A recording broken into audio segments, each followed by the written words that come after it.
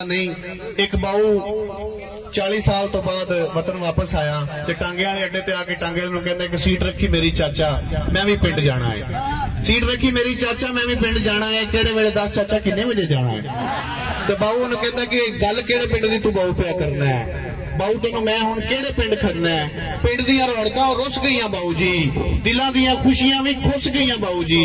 शामों पिछे घरों बाहर कोई नहीं जे दिसदा, हुण सक्का वीर नहीं जे वीर उत्ते विसदा।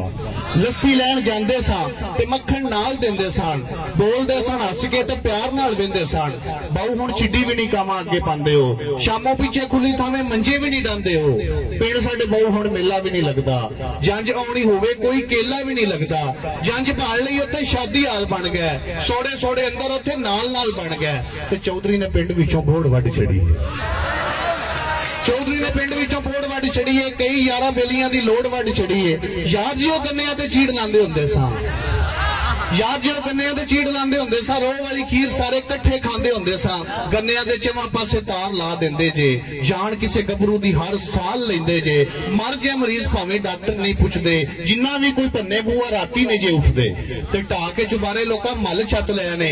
इन्हां मल्लां पिछे साकां हत्थों गए ने ते राहियां नूं ते डाकू हुण चिट्टे दिन लुटदे। बाऊ जी मसीतां विच बंब नित छुटदे ते चरखे दा पहिया बाल गलियां च रेड़दे, चरखे दा पहिया बाल गलियां च रेड़दे। सुख जे खूह लोकी हुण नहीं जे गेड़दे, चरखे दा पहिया बाल गलियां च रेड़दे। सुख के जे खूह लोकी हुण नहीं जे गेड़दे ते ना माइयां ठंड विच पिन्नियां बनांदियां, ना माइयां ठंड विच पिन्नियां बनांदियां, ना पा के बड़ियां ओ चौल जे पकांदियां। उच्चियां दे बाल सारे शहर पढ़ने पै गए, पिंड दे स्कूलां दी ते कम्मी शुद्ध रह गए, पिंड दे स्कूलां दी ते कम्मी शुद्ध रह गए। बाल गोली पिल्ला गुल्ली डंडा वेखो भुल गए, खल खान डंगर लोकी वंडा वेखो भुल गए।